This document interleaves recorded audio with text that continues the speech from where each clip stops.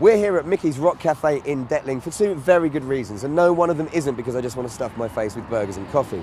The first reason is this, the Husqvarna Nuda 900R. We're going to go and have a play on this later with some rather special gentlemen, but the second reason is actually tied into those gentlemen and those bikes over there. I want to find out what they're for and how I can get myself some wicked Dayglow Go Faster stripes.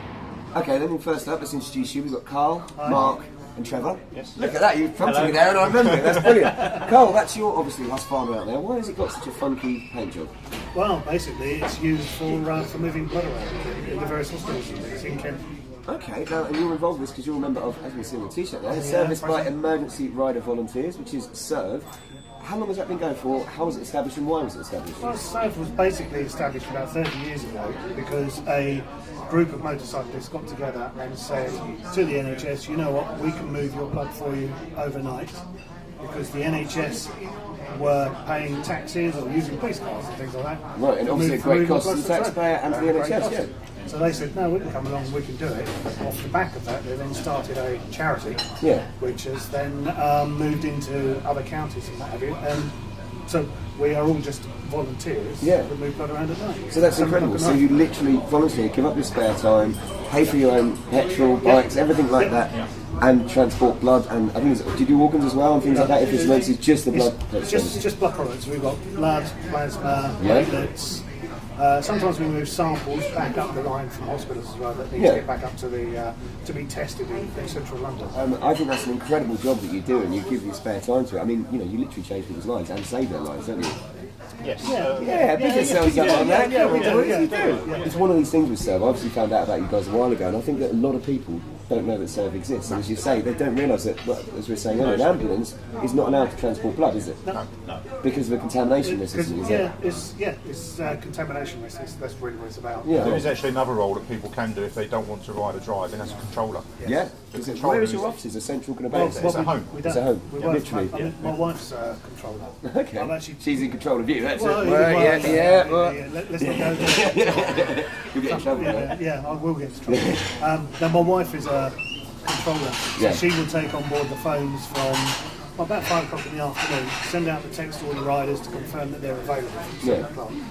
Then when the hospital calls, they will call the controller. The controller will then call the Surrey control to arrange for the Surrey rider to pick it up from 210 and basically complete the whole relay service that needs to be done out to the hospital. Did you say Husqvarna and the guys at Freestyle that kind of actually donated the bike to you? Very much so. And actually Freestyle very kindly lent me one. Now you've got the Nuda 900, I've got the R version outside, so I reckon what we should do is go have a bit of a play, because I want to see what it's like. I want to see me riding past your blood bike. It's wicked. I think we should go and have a play and then come back and have a little chat about the bikes themselves, because how many miles have you done on your bike? I've done now to just over 4,000 miles in the space of 2 months, 2.5 months. See, that is road testing at its best, because you've been actually putting in the miles, I should imagine, really punishing it, and as I say, under demand. My facial muscles are struggling with the grooves.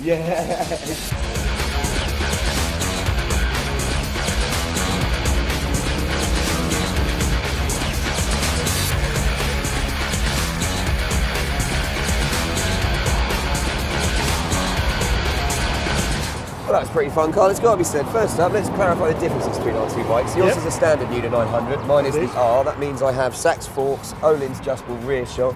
I've had a tooth taken out the front sprocket to make it wheelie more, make it more responsive, and I've got the monoblock Brembo caliper brakes.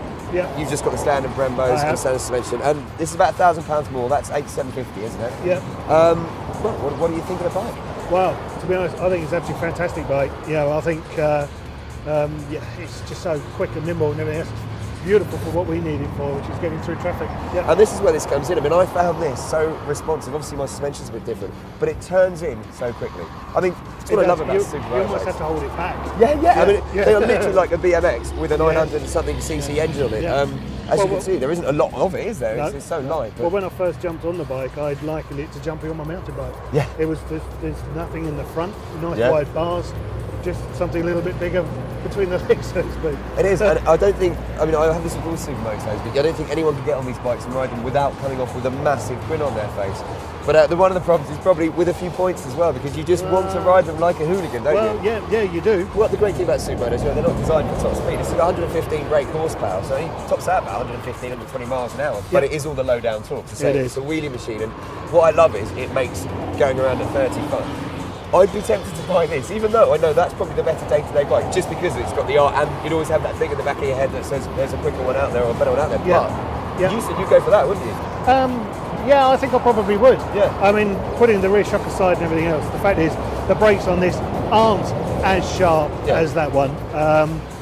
So I think this one is just easier to live with on a day-to-day basis. Right, well, listen, obviously we can see you have got the booster, you've got the Pan-European, and I want you guys to get involved as much as you can. Go to servekent.org, that's right, isn't it? That's the one. You can donate there. If you want to volunteer as well and become one of these brilliant volunteers, then you can do, save people's lives and make a real difference. But what I want to do is maybe, in a future show, maybe actually come out and call with you. I think they'll be absolutely fantastic. Yeah, yeah, very much so. You can come out at night, you can come and sit in a cafe and have a cup of coffee with us and everything else. Mate, that's all good, and we'll be on call. And listen, you never know, you might even get me signed up to be a serve rider. You never know. Be a way to go. You never know. But brilliant, thank you so much for spending the time with us today. And as I said, servekent.org, get involved. Yeah, brilliant.